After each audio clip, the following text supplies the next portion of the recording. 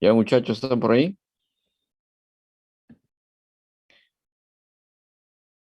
Sí, Perfecto. Ok, entonces estamos.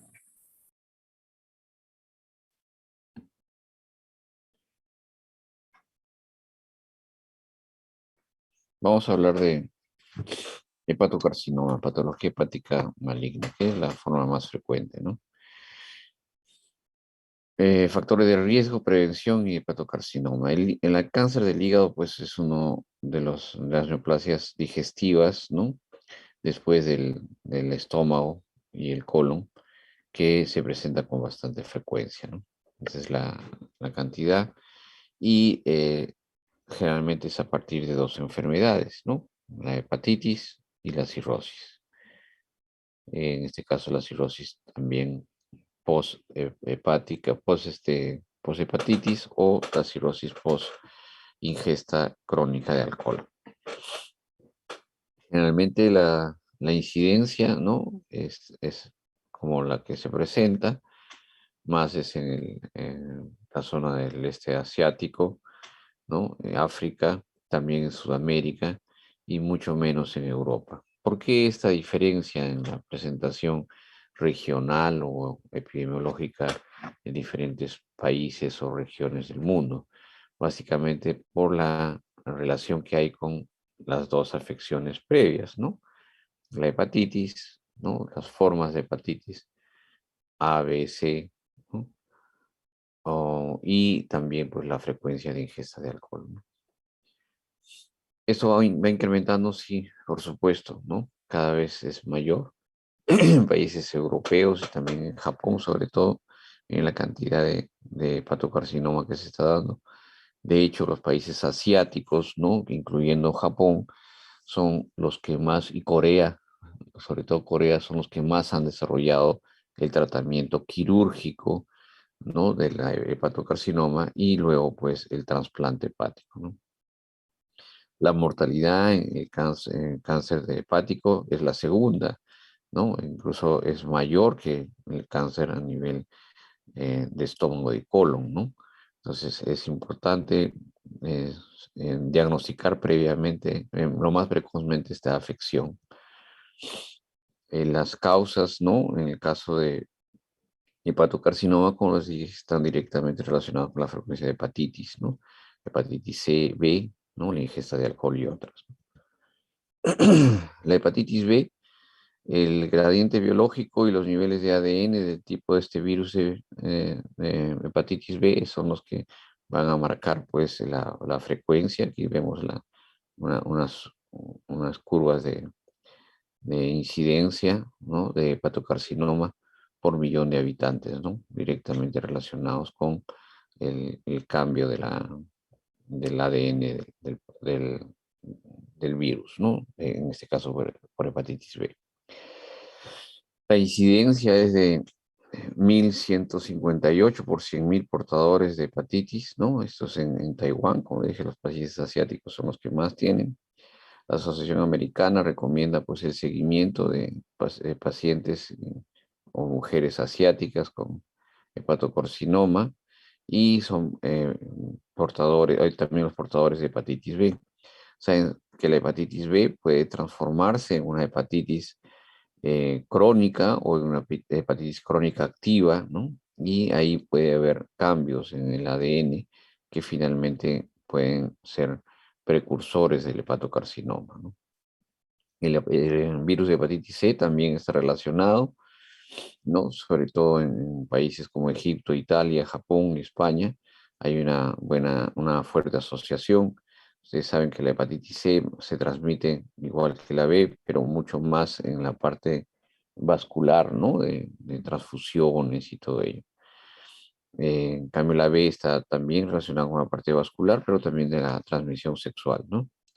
Tanto así que se considera una enfermedad de transmisión sexual. En pacientes con cirrosis descompensada se estima un riesgo anual de 3,36% de hepatocarcinoma, ¿no? Aquí están los números de muertes y las complicaciones por hepatocarcinoma, ¿no? y las complicaciones por hepatocarcinoma relacionados pues con la infección posterior de hepatitis C. El alcohol es uno de los elementos tóxicos más importantes, ¿no? Y que pueden tener control que se denomina ambiental, es decir, de los elementos ambientales que pueden influir sobre factores preventivos, ¿no? O prevenibles, ¿no? Prevenibles en el caso de hepatitis, ¿no? Perdón, de hepatitis sí, y también cirrosis y hepatocarcinoma. Entonces, más o menos 1,81 gramos al día, ¿no? Está relacionado con la infección, la presencia de hepatocarcinoma. Respecto a la obesidad y la diabetes, hay varios estudios que mostraban esta asociación, ¿no? Pero hay metaanálisis que mencionan que la diabetes no estaba asociada a mayor riesgo de hepatocarcinoma. Por favor, tomen esto en cuenta, después vienen las preguntas y este, no hay una buena respuesta, ¿no? Esto tienen que tenerlo bien en cuenta, ¿ya? Entonces, los factores de riesgo, ¿no? Los factores etiológicos, ¿no? Los factores de riesgo son infecciones por hepatitis, básicamente. Diabetes, como les dije, y obesidad son cuestionables. Todavía no se puede decir que son los verdaderos factores de riesgo, pero el consumo de alcohol sí, ¿no? Entonces, no se olviden, hepatitis viral, ¿no? B, C y el consumo de alcohol son los factores que ya están demostrados sobre la presencia de hepatocarcinoma. Aquí tenemos la etiología según virus de hepatitis C. Existe también una cirrosis por hematocromatosis hereditaria que no es frecuente en nuestro medio, pero sí es en otros países. Y puede darse por cirrosis alcohólica, que es más frecuente en nuestros países, sobre todo en la zona del sur, o también en regiones como, en países como Argentina o Chile, ¿no? Como tal. Perdón un ratito.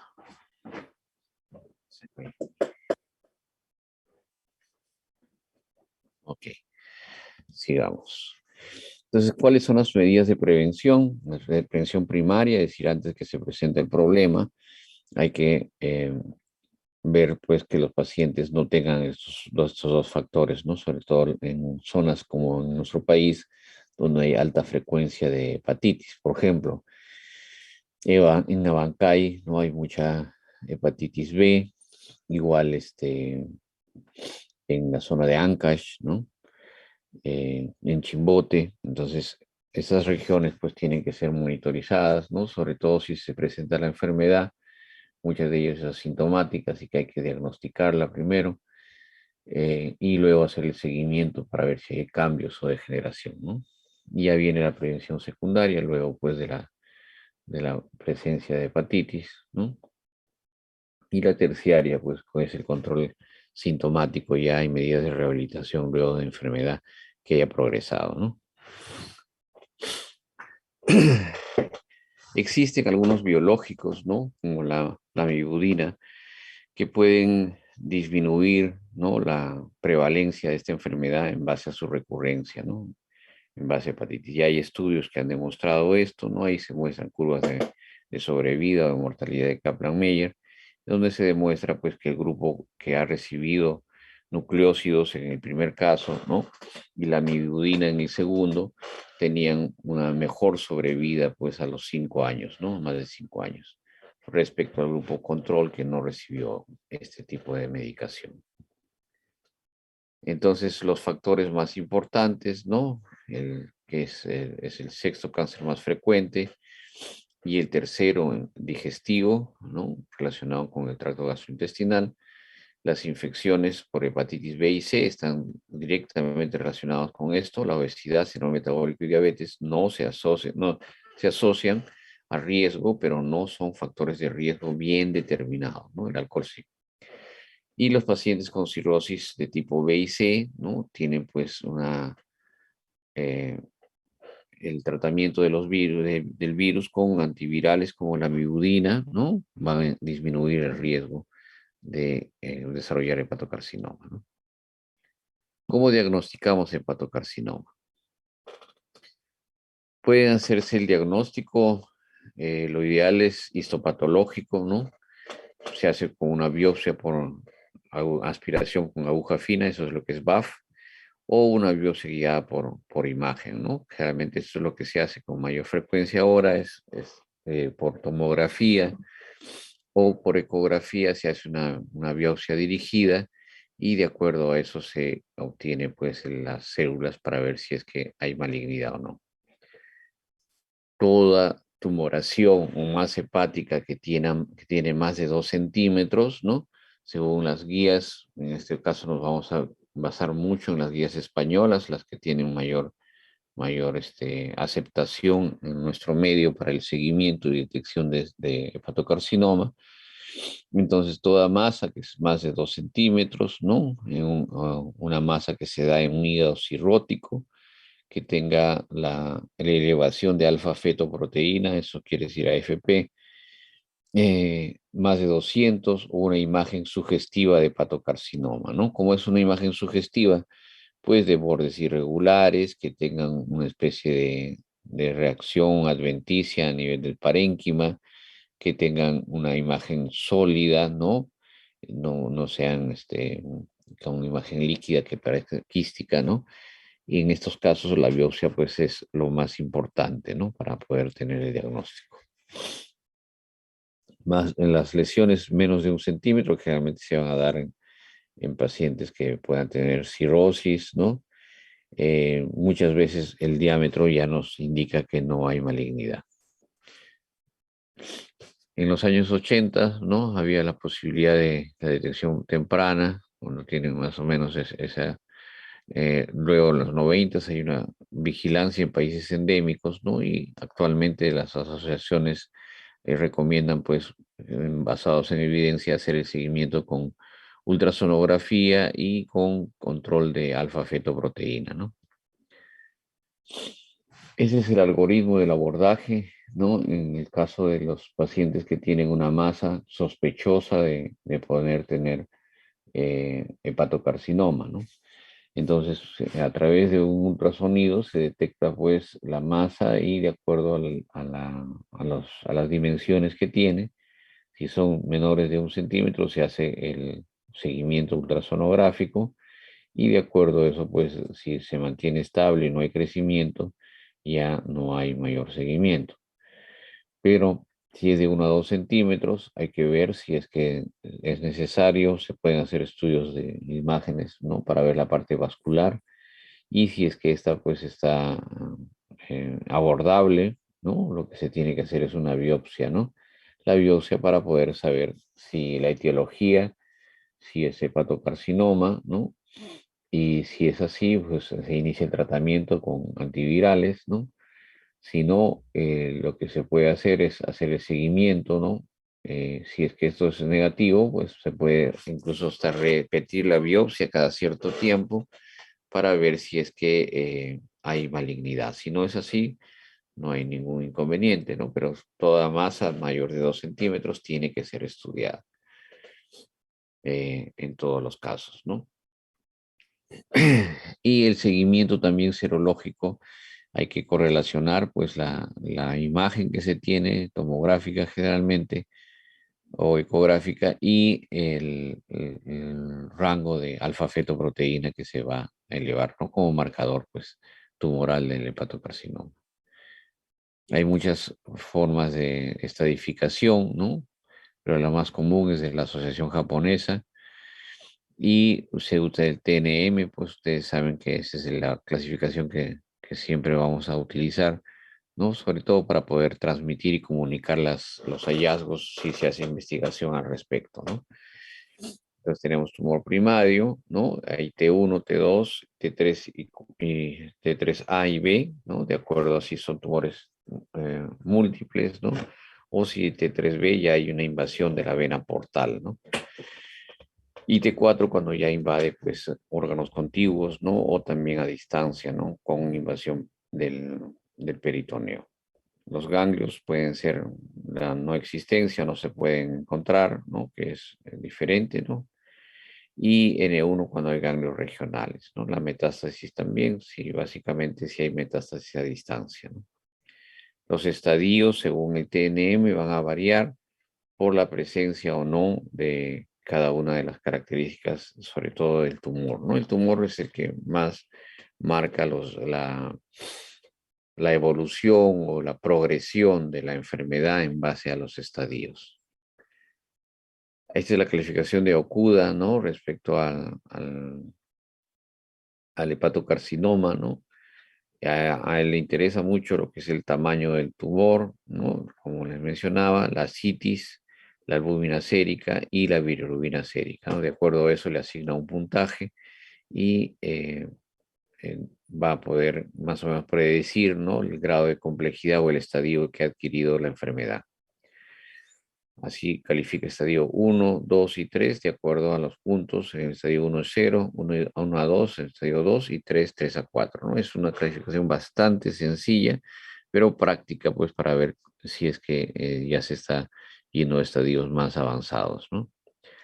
El programa italiano también da esta clasificación. Ustedes saben que uno de los calificadores que más se utiliza, ¿no? Para ver no solamente los cambios eh, fisiológicos, ¿no? Si incluso anatómicos, es la calificación del estado de Child-Pugh, ¿no? Que nos va a decir, pues, según la cantidad, las bilirrubinas o manifestaciones clínicas, eh, en qué estadio estaría, si es A, B, C. Entonces, el programa italiano recoge esta clasificación fisiológica, la suma a la clasificación morfológica, ¿no? Por imágenes, y también la alfa-fetoproteína, así como la trombosis venosa, ¿no? Esta clasificación de Barcelona es la que más se va a utilizar, la española, ¿no? De acuerdo a ello, tiene una buena asociación con el pronóstico de la enfermedad, ¿no? Y así tenemos el estadio temprano, que es 1, 2, 3, ¿no? Estadio A, y de acuerdo a la masa tumoral, ¿no? Y la función hepática que puede estar alterada, ¿no? Ahí ven cómo hay una especie de correlación entre el estadio, la clasificación de Okuda, ¿no? Y la clasificación de Barcelona, ¿no? Estadio B, que sería 1-2 de Okuda, estadio C, que es 1-2 de Okuda, pero con un Child-Pugh también alterado. Y aquí ya marca la diferencia básicamente el metástasis extrahepática, ¿no? La clasificación pronóstica, ¿para qué nos ayuda esta clasificación pronóstica? Para saber si es que el paciente, uno, debe ser operado, ¿no? Y segundo, si es que, cuál es el pronóstico y el riesgo ajustado a la enfermedad, ¿no? Entonces se mide el Karnofsky, que no es otra cosa que la calificación geriátrica del grado de dependencia del paciente, el grado de bilirrubina sérica que tiene el paciente, la alteración de la fosfatasa alcalina, que es 2 veces el valor, la calificación de alfa-fetoproteína y la ultrasonografía que demuestra obstrucción. Entonces, de acuerdo a esta clasificación pronóstica, uno puede saber qué tan avanzada está la enfermedad y también cuál es el pronóstico, cuál es la expectativa y sobrevida que nos marca en los pacientes, ¿no? ¿Qué factores son de buen pronóstico en el hepatocarcinoma? Que estén en un estadio temprano, estadio 1, que sean tumores únicos, menores de 2 centímetros, que no haya invasión vascular. Esto se va a repetir bastante. La invasión vascular va a marcar, pues, la progresión de la enfermedad rápidamente, ¿no? Que sean tumores bien diferenciados. Los bien diferenciados, ustedes saben que tienen su capacidad de reproducción menor, a menor velocidad, y que los tumores sean encapsulados. Y de mal pronóstico, que sean tumores múltiples, que invadan los vasos sanguíneos, ¿no? Y hay afección de linfáticos, ¿no? En ganglios y en vasos. El tratamiento es quirúrgico, ¿no? Ese es lo primero. Ahí dentro de eso se pueden hacer terapias ablativas locales, también terapias regionales con caterización. En algunos casos la cirugía es suficiente para ello, pero ahora se está utilizando también terapias ablativas locales, por ejemplo, por vía laparoscópica o por vía abierta, no solamente para tratamiento de tumor primario, que es el hepatocarcinoma, sino para tumores secundarios, es decir, a metástasis de otros órganos, por ejemplo, de cáncer de colon, ¿no? También se da tratamiento sistémico y la paliación, pues que es básicamente las medidas para evitar que la ictericia progrese, ¿no? Entonces, lo que se hace básicamente es tratar de derivar la producción de bilis, ¿no? Y evitar que la obstrucción biliar pues vaya causando casos de colangitis y también intoxicación sistémica, ¿no? Y metabólica. Entonces, lo primero que tenemos que ver, ¿no? Teniendo un tumor hepático y ya con las características de malignidad, es decir, es un hepatocarcinoma, ver si es resecable o no es resecable, ¿no? Si el paciente, si es resecable y tiene una clasificación de Child, ¿no? Fisiológica de C, entonces hay que pensar si es que es candidato a trasplante hepático. Si es una clasificación fisiológica, ¿no? De Child A y B, hay que optimizar la terapia, ¿no? Hacer una evaluación intraoperatoria y ver si es resecable o no, ¿no? Si es resecable, pues se hace la hepatectomía, ¿no? O la segmentectomía, generalmente se hace ahora hepatectomías, ya no se hacen segmentos, ¿no? Por criterios oncológicos. Y si no es resecable, pues se da lo que es crioablación, ablación, ¿no? Inyección de etanol, ¿no? Para poder disminuir la progresión de la enfermedad, ¿no? Si no es resecable, el paciente pues hay que pensar en la posibilidad de trasplante, ¿no? Hay que ver si califica para que esté en una lista de espera para trasplante. Y finalmente, pues si el tumor tiene una medida mayor de 5 centímetros, solamente terapia sistémica.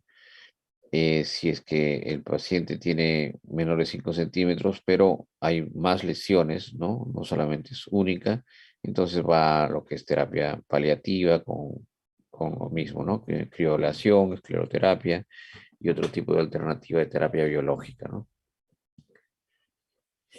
Según la clasificación de Barcelona, más o menos es casi muy similar al anterior, ¿no? Entonces el hepatocarcinoma se estadifica.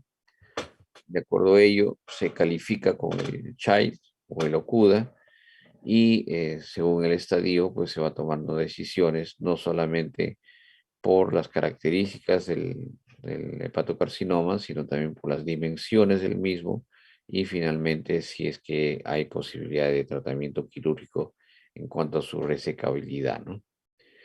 Medidas alternativas, la quimioembolización es una de las más utilizadas actualmente y también hay terapia como sorafenib, que son terapias biológicas, ¿no? Que reducen pues la progresión de la enfermedad, ¿no? Generalmente en estados ya con metástasis puede darse, ¿no?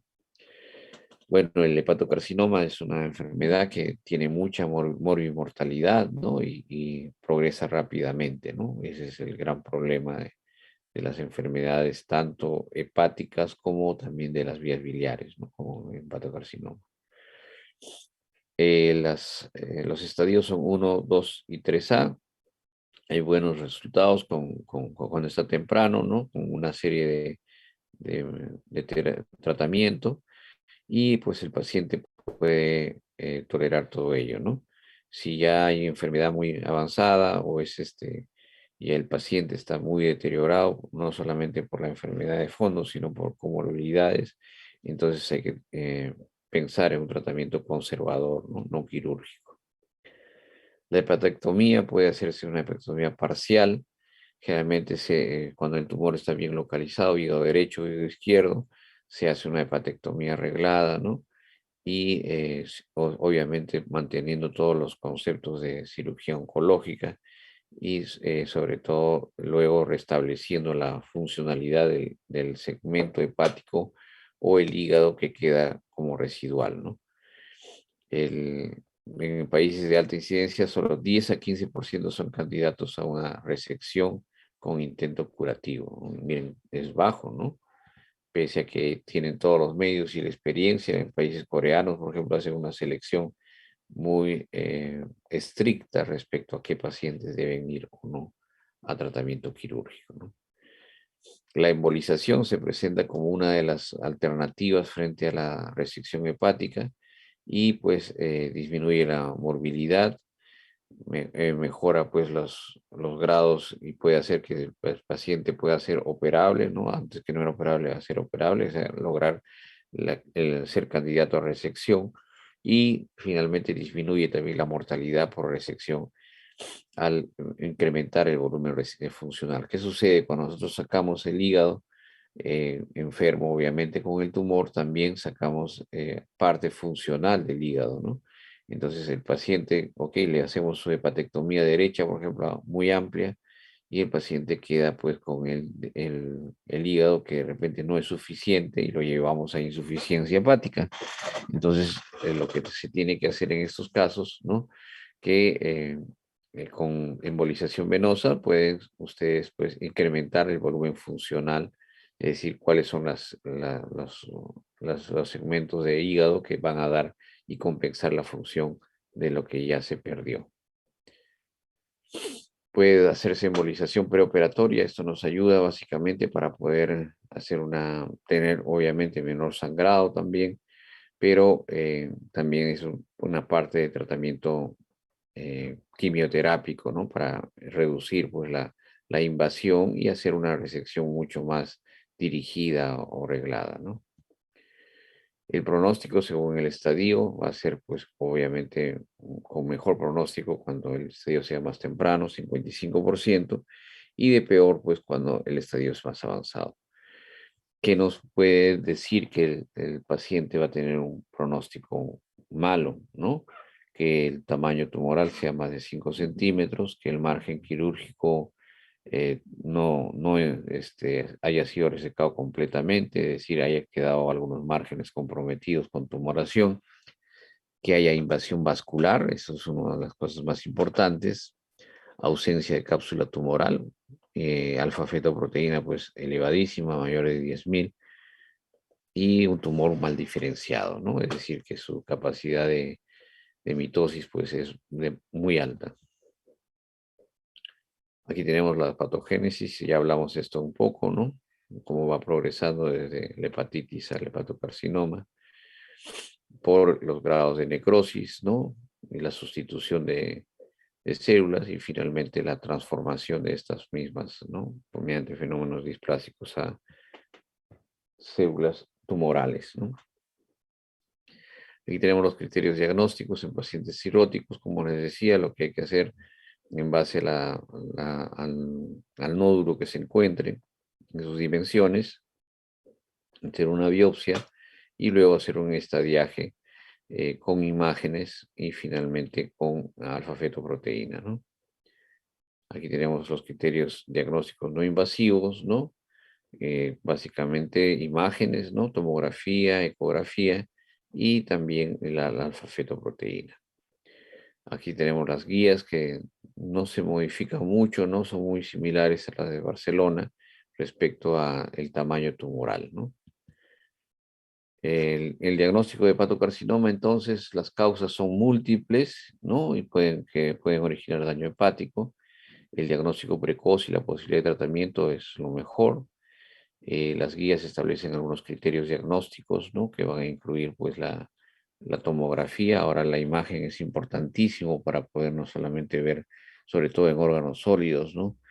La invasión, la progresión de enfermedad, ¿no? Las características que pueden decirnos si es resecable o no, y también la presencia de imágenes sincrónicas o en otra parte del hígado, ¿no? Y además ahora pues se está utilizando un método muy importante en base a imágenes, que es la valoración de la capacidad funcional. O sea, allá en el hospital hay un fellow que tiene un programa computarizado en la cual en base a las imágenes puede predecir y decirnos más o menos cuánto de hígado funcional tiene, ¿no? Entonces, ese es un criterio de resecabilidad. Si ustedes van a sacar el tumor, ¿no? Y eso va a llevar a una insuficiencia hepática, entonces lo que hay que buscar es terapias alternativas, ¿no? Y obviamente si sacan el tumor, también puede valorarse qué tanta posibilidad tiene de que el hígado que quedó compense esto, ¿no? Y finalmente pues el paciente vaya mejor, ¿no? Es un programa muy interesante que nos mide pues la capacidad funcional del hígado en base a imágenes solamente. Y el hepatocarcinoma, pues hemos visto que la estadificación, ¿no? Básicamente se va a dar pues por la progresión de la enfermedad, pero también hay que ver pues dos puntos que nos interesan, ¿no? Uno es la función del órgano, es decir, la función hepática, y también el estado de salud del paciente, ¿no? Que incluye las comorbilidades. Por eso, antes de hacer la cirugía, ¿no? Antes de calificar al paciente en un estadio, hay que hacer toda una investigación respecto al Karnowski, a las enfermedades o comorbilidades como índice de Charlson, y también pues ya en ver las posibilidades de resección, ¿no? Cuánto expectativa nos da.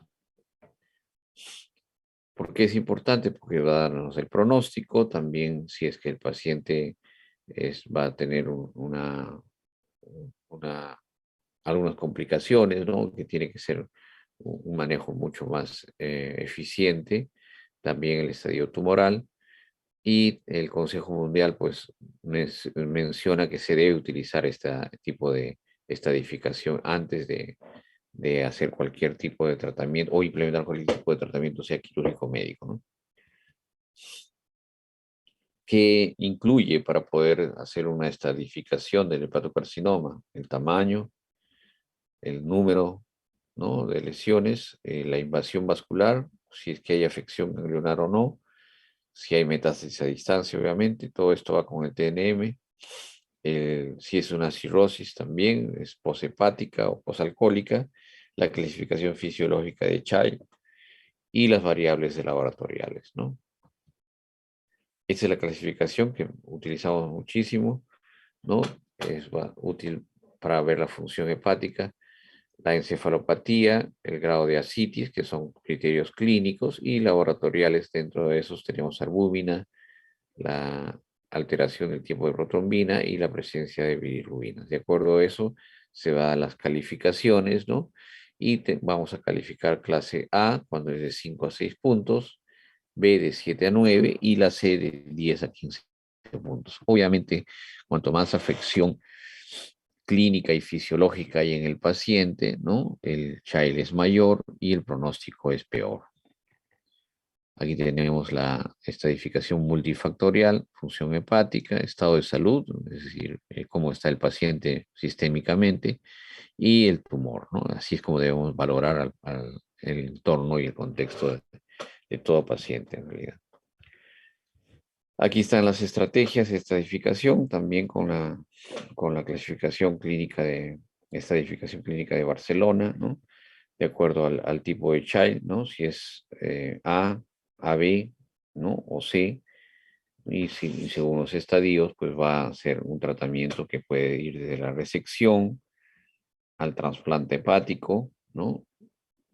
A la ablación con radiofrecuencia, a la quimioembolización transarterial, que es en estadio intermedio generalmente, el uso de sorafenib, ¿no? Como un biológico de respuesta, y finalmente, pues el tratamiento solamente sintomático o paliativo, ¿no? Que sabemos que la supervivencia va a ser menor.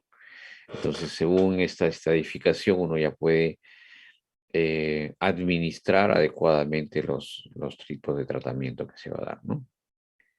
Aquí tenemos la estadificación según el tipo de diferentes sistemas, ¿no? Y la que más se utiliza es la de Barcelona, como les mencioné, ¿no? Que va desde la A hasta la D. Aquí tenemos el uso de sorafenib, en qué casos, ¿no? Cuando es un estadio avanzado. Y pues la recomendación es para evaluar el pronóstico de pacientes con hepático carcinoma, siempre utilizar alguna forma de estadificación donde se incluya el tumor, la función hepática y también todo el estado del paciente, ¿no? Son tres variables importantísimas. Esto viene en el examen, no se olviden. Entonces, la estadificación es complicada, sí, ¿no? Pero debe realizarse y se basa en los tres pilares que les mencioné. Cada estratificación va a medir la complejidad, ¿no? La estratificación y la seguridad en el pronóstico, ¿no? ¿Cuál es el tratamiento del hepatocarcinoma, ¿no? Quirúrgico, obviamente, la resección hepática. Vamos a hacer un seminario de dos cosas, ¿no? Porque yo no sé si ustedes están llevando técnica quirúrgica, yo creo que sí, ¿no? A ver, alguno que esté todavía conectado me puede decir. Sí, doctor. Creo que sí Ya. estamos llevando. Y en la técnica quirúrgica ustedes ven anastomosis gástricas, ¿no? O intestinales, ¿sí? No, no saben. Y no sé si verán resecciones hepáticas, ¿no? Como tales. Bueno, normalmente en una técnica, los cursos de técnica quirúrgica, pues se ve lo que es sutura, lo que se ve también es los tipos de anastomosis, ¿no? Y todo ello. Pero lo que no vemos exactamente son el tipo de técnica quirúrgica para, o sea, en qué casos utilizarlas, ¿no?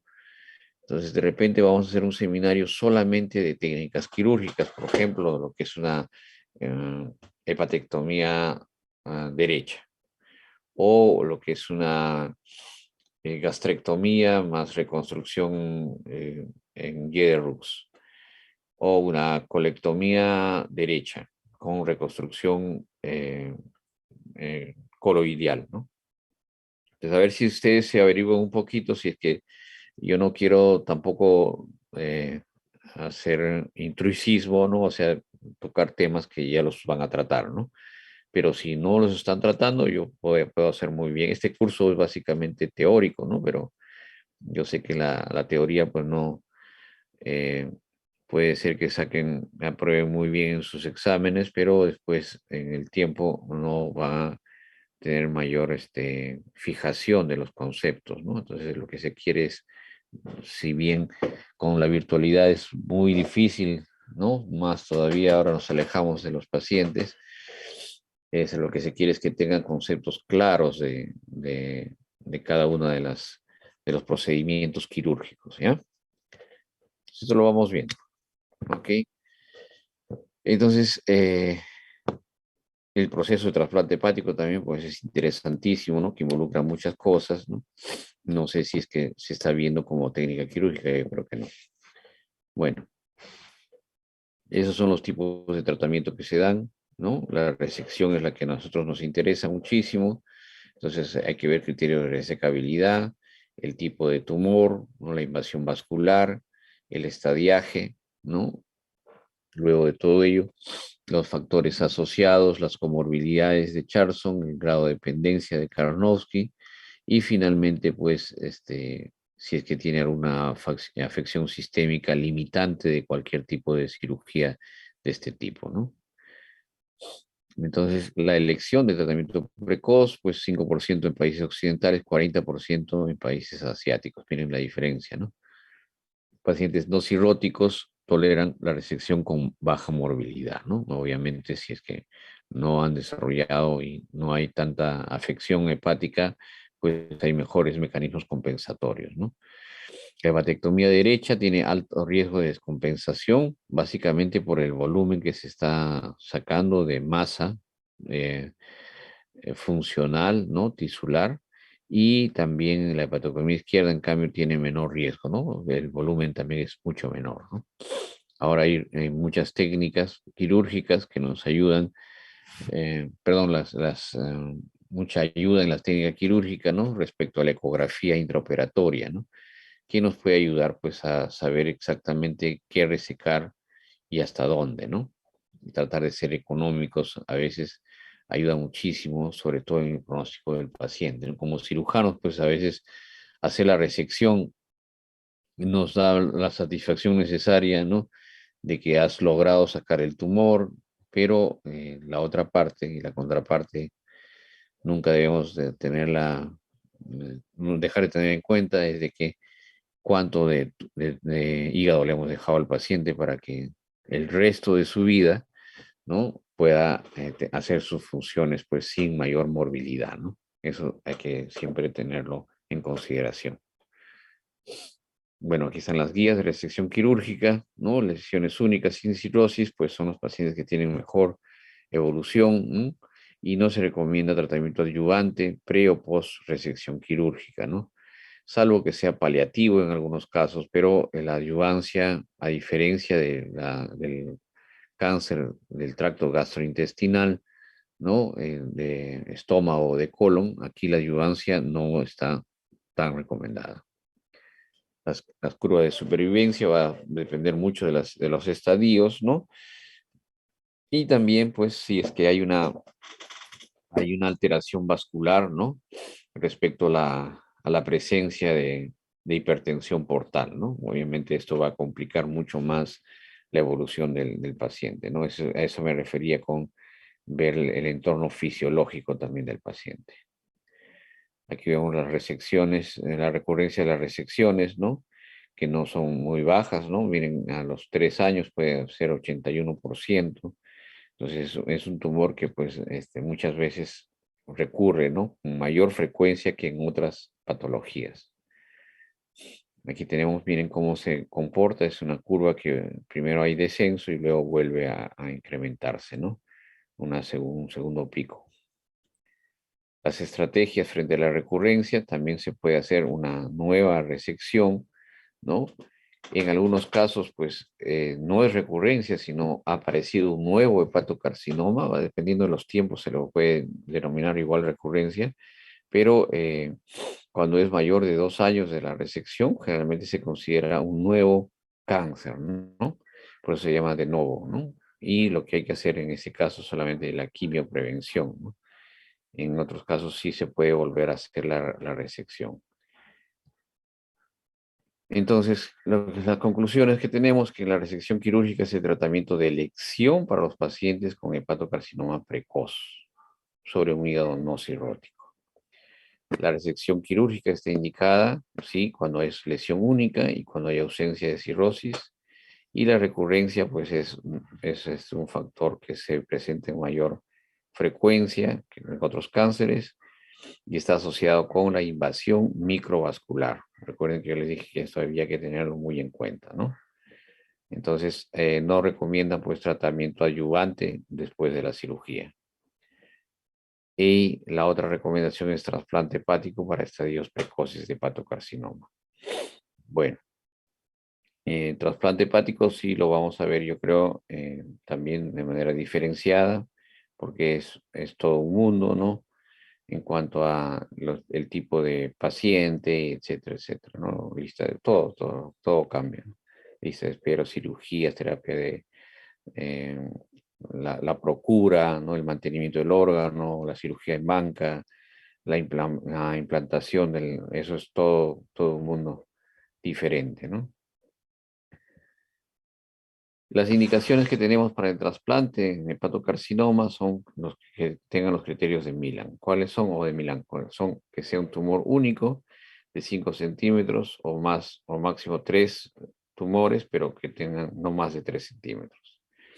El trasplante de donante vivo se puede ofrecer si el tiempo de espera es largo, ¿no? Generalmente esto se ha hecho y se sigue haciendo más que en la Almenara. He visto que han avanzado muchísimo en el Hospital Rebagliati, lo que es trasplante donante vivo, ¿no? Generalmente es el padre, ¿no? O la madre que dona al hijo, ¿no?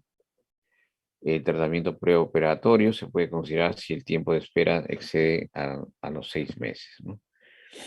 Lamentablemente en nuestro país, pues nuestros trasplantes, por más esfuerzos que se han hecho en asociaciones y entidades que han tomado como una medida implementar el trasplante, ¿no? Y todo lo que son procura y implementar toda la logística. Nuestro país sigue siendo insuficiente porque la cultura de donación es muy baja, ¿no? Entonces ahí tenemos un gran problema. Además de que no tenemos todos los medios necesarios para poder hacer una adecuada recuperación de los órganos. Entonces, si no podemos tratar bien al vivo. Imagínense cómo vamos a tratar a los cadavéricos, ¿no? La logística obviamente tiene que ser muy alta, ¿no? Países como Brasil, México, ¿no? Nos llevan años, muchos años, lustros, hasta décadas de ventaja en el desarrollo de esto, ¿no? Aquí tenemos la supervivencia que está relacionada, ¿no? Luego del trasplante en pacientes que han tenido hepatocarcinoma y pues va a ser mejor la supervivencia siempre y cuando el tamaño del tumor, ¿no? La invasión vascular, la presencia de positividad de los ganglios y finalmente el grado histológico pues no haya progresado, ¿no? Cuando ya es avanzado, pues puede darse un tratamiento neoadyuvante y también puede hacerse un diseño para solamente hacer una reducción tumoral, ¿no? Se puede hacer tratamiento, ¿no? Del hepatocarcinoma y que puede desarrollarse pretrasplante, ¿no? Para poder tener mejor este indicio. Entonces, lo que se hace es dar tratamiento, solamente aquí si hay adyuvancia, se reduce el tumor, ¿no? Se mejora el estado fisiológico, se hace la resección y finalmente se hace la implantación del nuevo órgano, ¿no? Entonces, todo esto tiene, obviamente, es una logística bastante grande, ¿no? Aquí tenemos los criterios de respuesta frente al tratamiento, que están directamente relacionados con la sobrevida, y también el uso, pues, de algunas sustancias, ¿no? Que nos pueden ayudar a disminuir el- el- la morbilidad en ese tipo de afecciones, ¿no? Hepatocarcinoma y trasplante. Conclusiones. El trasplante hepático es indicado en hepatocarcinoma precoz. Es efectivo aquellos que tienen los criterios de Milan. Los tumores mayores de 5 centímetros con invasión vascular y pobremente diferenciados, pues eh, eh, no son los ideales para, para el trasplante, ¿no? Obviamente ya es mucho más complejo, ¿no? El paciente está comprometido. Y hay que considerar algo, ¿no? Aquí en nuestro país se hace muy poco trasplante proporcionalmente, obviamente, ¿no? El Hospital de Menara tiene muchos trasplantes realizados, pero proporcionalmente no hay otros centros, ¿no? El Revalidati está empezando, no hay otros centros que hagan trasplante con tanta frecuencia, entonces proporcionalmente es bajo, ¿no? Si tenemos pocas posibilidades de hacer trasplante hepático, obviamente nuestra lista es muy ajustada, ¿no? En cuanto a la lista de espera. Por lo tanto, los pacientes que tienen ya criterios de Milan probablemente no son los ideales para trasplantar, ¿no? En cambio, en otros países sí, ¿no? Hay los suficientes órganos como para poder cubrir la lista de espera de los primeros y ya empezamos con los que finalmente no tienen una indicación tan estricta, ¿no? El mismo.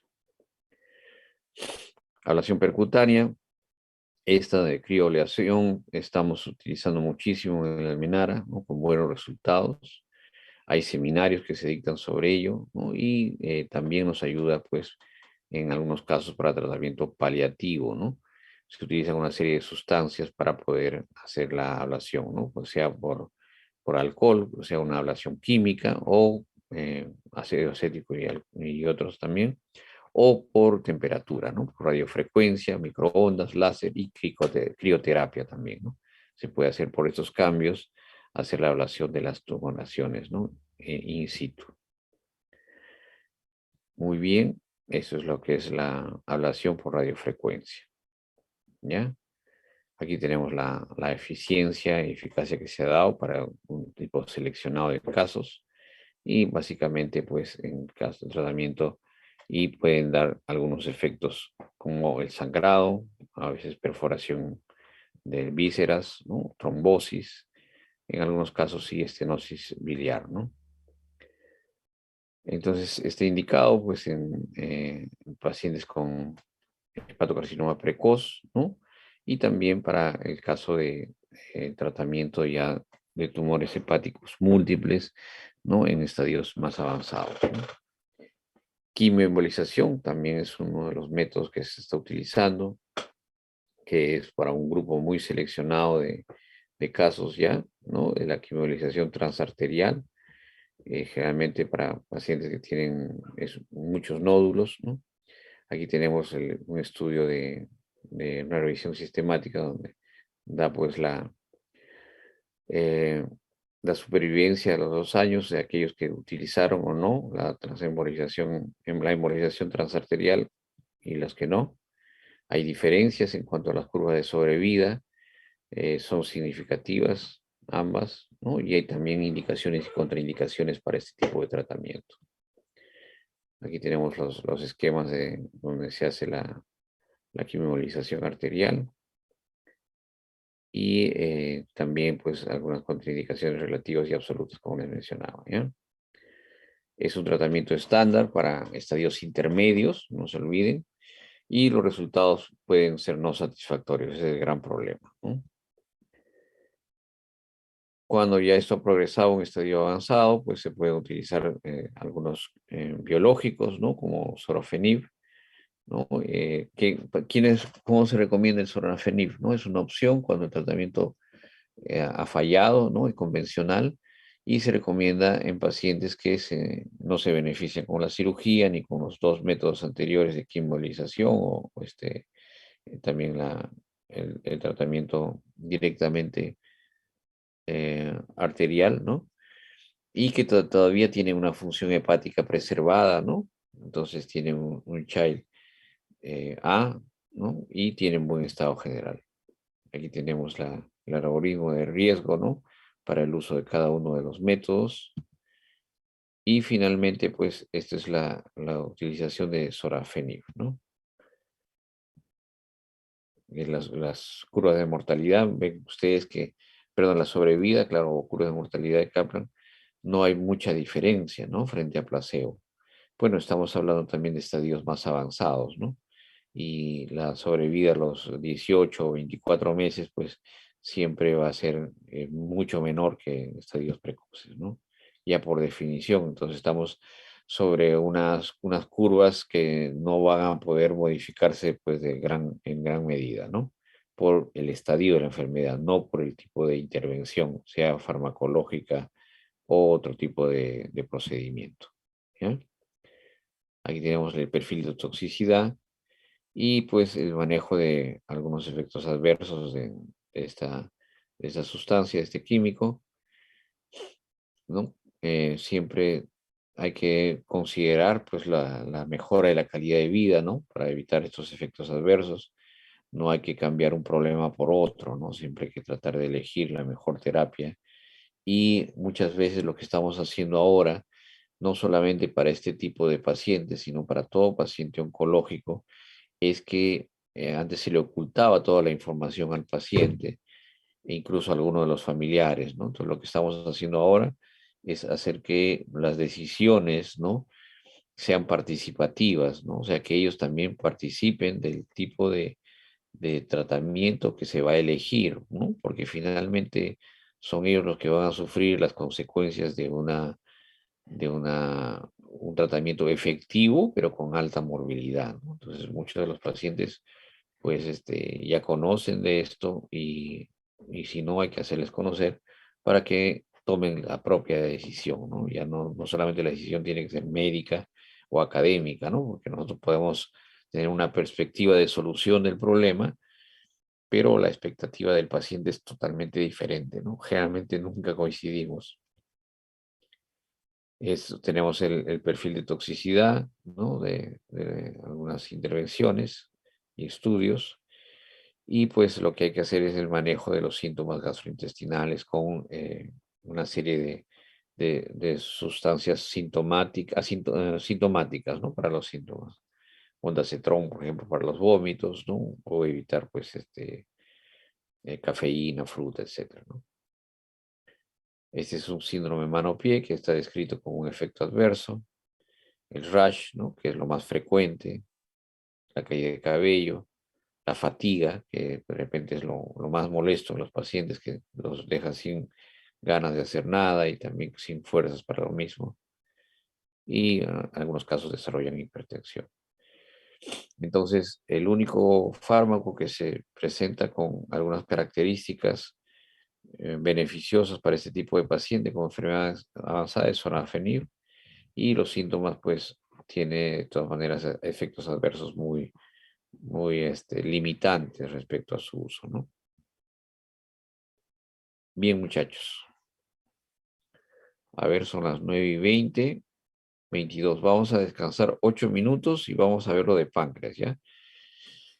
Si es que avanzamos bien lo de páncreas, de repente les hago las dos clases ahora para estar libres mañana y hacer solamente la visita, ¿no? Como voy a estar solo en la visita, entonces ya no voy a tener mucha intervención de parte de otros médicos, solamente van a estar mis residentes, ¿no? Los que ustedes conocen, y van a poder tener participación, vamos a poder tener interacción, ¿ya? La vez pasada no, porque teníamos otra colega que pues obviamente no está en el curso, y bueno, ya pido disculpas si es que alguna información no, no académica se transmitió por esa, por esa transmisión por video, ¿ya? Entonces, espero esta vez sí pueden interaccionar, y si hay alguna pregunta, no hay ningún inconveniente, ¿no? Están totalmente autorizados, porque yo soy en ese momento puede ser el responsable de la visita médica.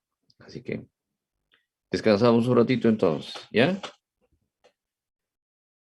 Doc, una consulta. Sí. Respecto a esto del trasplanteo, ¿hay, no sé, compatibilidad para poder hacer trasplante en personas vivas como hermanos con hermanos, o netamente es de padre a hijo si son menores de edad y netamente muertos? No, no, a ver, vamos a adaptarnos un poco, ¿no? Pero hay que hacer un seminario de esto. Generalmente el trasplante puede ser, pues, heterólogo y autólogo, ¿no? Y también, pues, el donante puede ser donante cadavérico y donante vivo. Entonces, generalmente el donante vivo es el padre. ¿Por qué? Porque el adulto, ¿no?, puede donar un segmento hepático sin mayor afección de su funcionalidad. Y la compatibilidad, obviamente, entre padre e hijo es mucho mayor, ¿no? Entonces sí se puede hacer. Pero también puede hacer con un hermano, ¿no? Un hermano mayor frente al niño, ¿no? Entonces, eso es el donante vivo. Y la mayoría de trasplantes que se hacen en nuestro país, así como en el mundo, son de donante cadavérico. En países de Asia, Estados Unidos y algunos países europeos sí se está haciendo muchísimo de donante vivo, ¿no? Bueno, las técnicas cada vez han mejorado más, ¿no? De tal manera que la preservación del órgano es mucho mejor, ¿no? Respecto a su recuperación de la estructura anatómica y funcional, ¿no? Del órgano que se está donando, o el segmento que se está donando, porque ustedes saben que el donante vivo no quiere decir que le va a donar todo el hígado, ¿no? Sino solamente un segmento del hígado hacia el paciente. Entonces, pueden hacerse cualquiera de ellas, ¿no? En Revaliatis tienen muy buena experiencia en donante vivo, en trasplante a pediátrico, en el niño, en el Instituto Nacional de San Borja también he visto que han hecho tres trasplantes ya, están avanzando muy bien ahí. Y nosotros estamos haciendo mucho de lo que es trasplante cadavérico, ¿no? O sea, paciente donante fallece, muerte cerebral, si le cataloga, nosotros viajamos nosotros les digo, dentro de la Menara, ¿no? Yo no viajo tanto. Hay un equipo de cirujanos que va a hacer la procura, ¿no? Se extrae el órgano, se preserva, se transporta, y de acuerdo a eso, pues la entidad que está más preparada para poder tener los pacientes ya en lista de espera, se hace el implante de los mismos. Más o menos es así. Pero puede ser un hermano, claro, un hermano adulto, ¿no? No puede ser alguien que no sea adulto. ¿Ya? Sí, doc, gracias. Doctor, Sí. cuando usted estaba mencionando sobre esta embolización preoperatoria, ¿es una opción para no hacer la resección o siempre se va a dar la resección del hígado?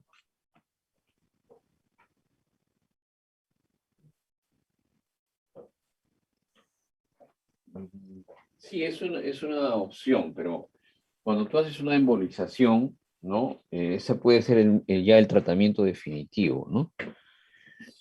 En algunos casos, esa embolización nos va a ayudar, pues, a delimitar el problema y luego se hace la resección, ¿no? No necesariamente todas las embolizaciones van a terminar con una resección hepática, ¿no?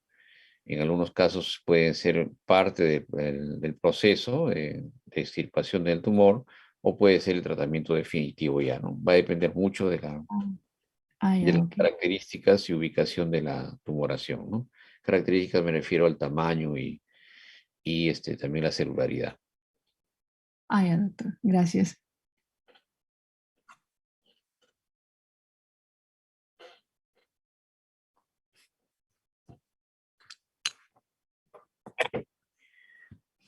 A ver, vamos a estar viendo lo de páncreas, ¿ya?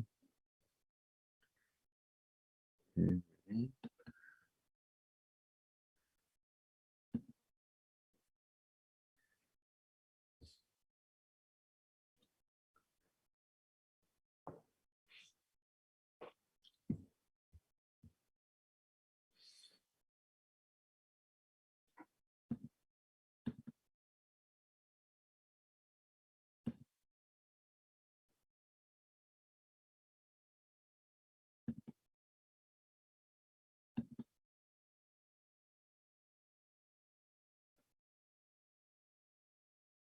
¿Hasta qué hora tenemos tiempo?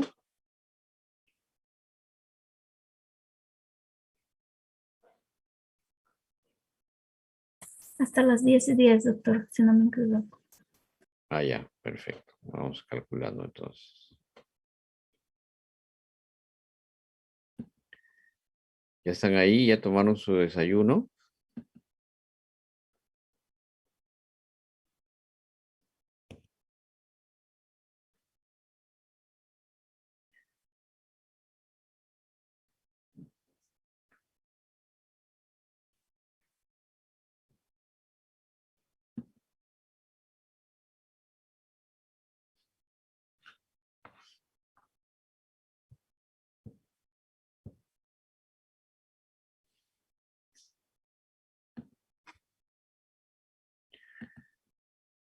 A ver, muchachos, no sé, algo viene, dice aquí de la grabación.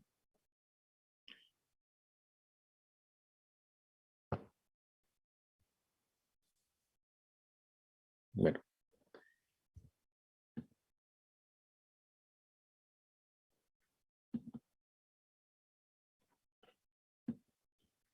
ven la diapositiva, ¿cierto? Sí, Sí, doctor. doctor. Ok, vamos a hablar entonces de cáncer de páncreas esta vez. Un poco de la historia y epidemiología, factores de riesgo, el cuadro clínico, diagnóstico, la clasificación basada en TNM, algunos factores pronósticos, el screening y cómo hacemos el seguimiento, ¿no? Muy bien. El páncreas pues viene pues de lo que se denominaba en griego el pan dulce, ¿no? O todo carne, ¿no? Que es una denominación pues que hicieron los antiguos, ¿no? Se describió como por primera vez, ¿no? Galeno habló sobre la irrigación y drenaje venoso. Wirsum, miren, tan temprano como en 1642 ya describió el conducto. Y Graf, pues que tenía secreción, ¿no? Que era una glándula. Langerhans, ¿no? En 1862 describe las estructuras de los islotes, ¿no? Que básicamente son los que producen, ya saben ustedes, las hormonas. Y Whipple en 1935 ya diseña su técnica de resección de un segmento del páncreas, ¿no? Por un tumor, ¿no? Que es la técnica o la operación de Whipple. Aquí tenemos a Whipple, ¿no? Que básicamente lo que se hace en este tipo de cirugía por un tumor en la cabeza de páncreas es extirpar todo el páncreas y el marco duodenal, ¿no? La segunda, tercera y parte de la cuarta porción, ¿no? Se extirpan y finalmente esto sale de la cabeza de páncreas con la el segmento final o inferior del colédoco, y lo que se tiene que hacer es reconstruir, ¿no? Esta es la reconstrucción de Whipple, es la diseñada de una sola asa. El asa que quedó del yeyuno proximal se avanza o se progresa y luego finalmente se hace una especie de telescopaje, como ustedes ven. Hay varias técnicas para esta unión. La de Bloomberg es la que más se está usando, ¿no? Y luego se hace pues la unión hacia en la vía biliar. Parte del asa, un bucle del asa o sí, un bucle del asa se une al estómago, ¿no? En esta técnica de Whipple se ha modificado en algunos casos con ciertas características, por ejemplo, hacer la preservación de píloro. Para cáncer de páncreas es muy poco la preservación de píloro, porque hay que dar pues los márgenes de sección suficientes, ¿no? Para evitar invasión de la neoplasia. Pero cuando son neoplasias periampulares, ¿no? Sí se puede hacer preservación de píloro porque la neoplasia está muy limitada hacia esa zona, ¿no? El cáncer de cabeza de páncreas tiene muchas diferencias respecto a la signología, como vamos a ver sobre el cáncer de cuerpo y cola. ¿Por qué? Porque la tumoración lo que hace es rápidamente obstruir el conducto de secreción pancreática y también el biliar. Por lo tanto, el paciente viene con ictericia, ¿no?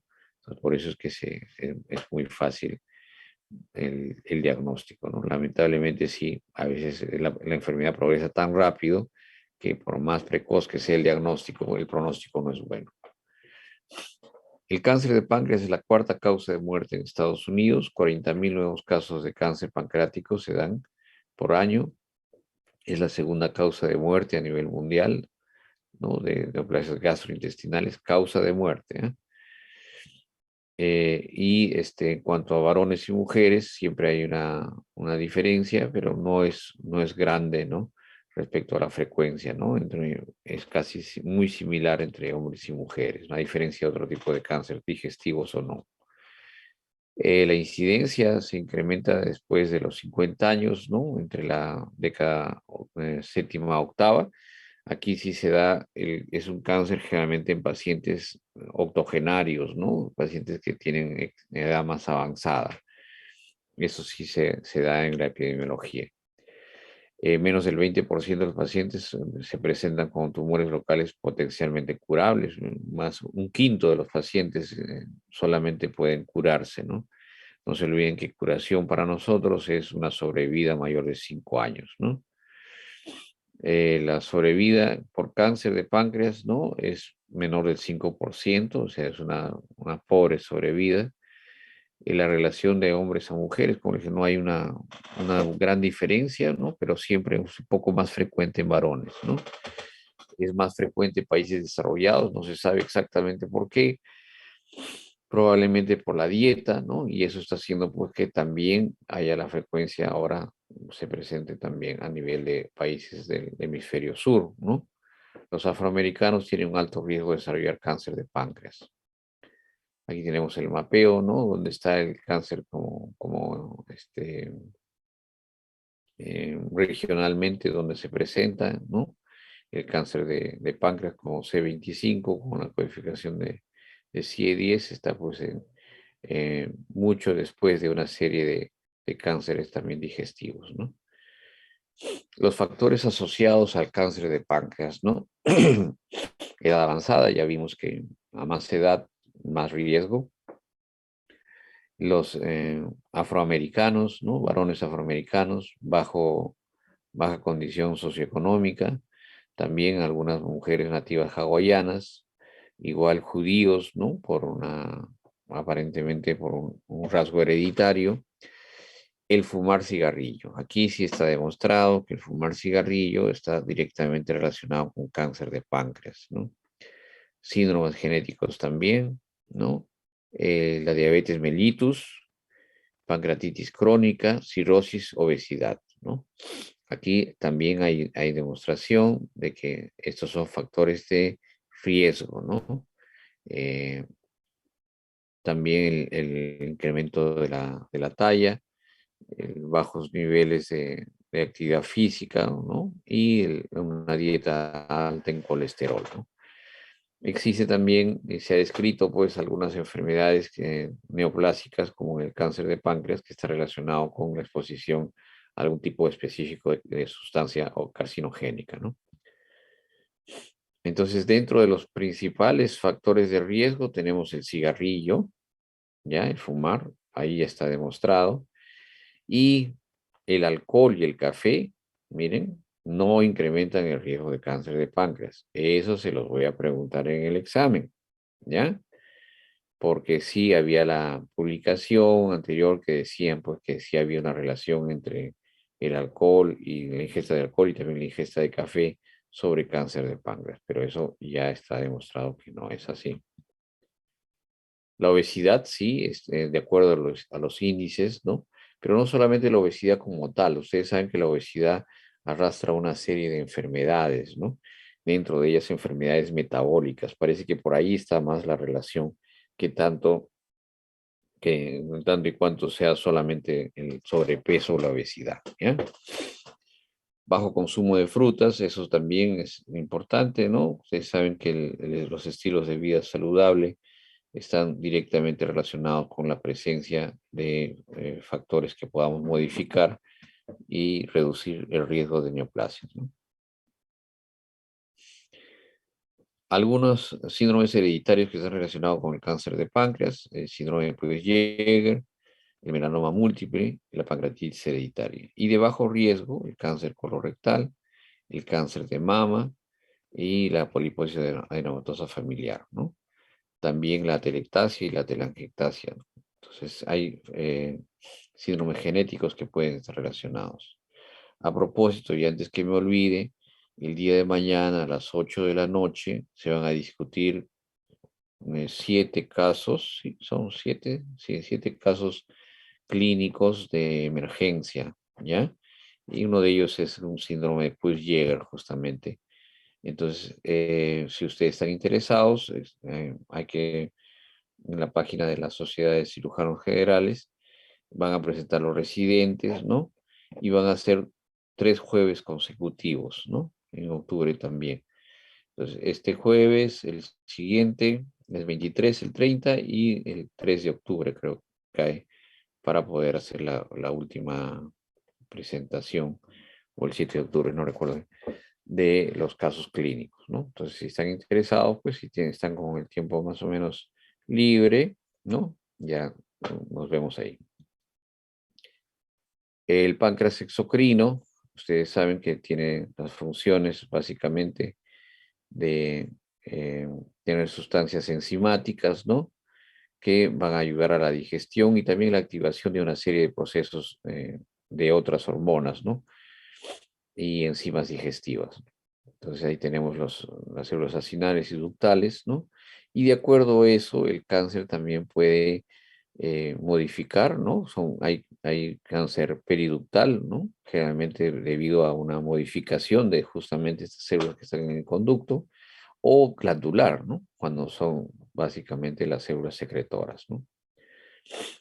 Hay algunas lesiones precursoras de las neoplasias, como la neoplasia mucinosa papilar intraductal, la neoplasia mucinosa quística, ¿no? La formación de quistes por incremento de presión y una transformación de las células ahí, y la neoplasia pancreática intraparenquimal, ¿no? Son lesiones precursoras del cáncer. Aquí tenemos algunas características de las mismas, ¿no? 62 años, 85% asintomático, dolor solamente 50%, y sincrónico con cáncer invasor, ¿no? 60-80% coge la cabeza de páncreas y el conducto puede estar dilatado, ¿no? Generalmente es en varones. En la neoplasia papilar mucinosa, lo que hay es no se ve bien aquí, no sé qué ha pasado. Bueno, hay una dilatación marcada, no solamente del conducto principal de Wilson, sino de los accesorios, y forman una especie de sacos, ¿no? Sacos sin una dilatación quística, ¿no? Y pueden tener formas como difuso ductal o papilar focal, ¿no?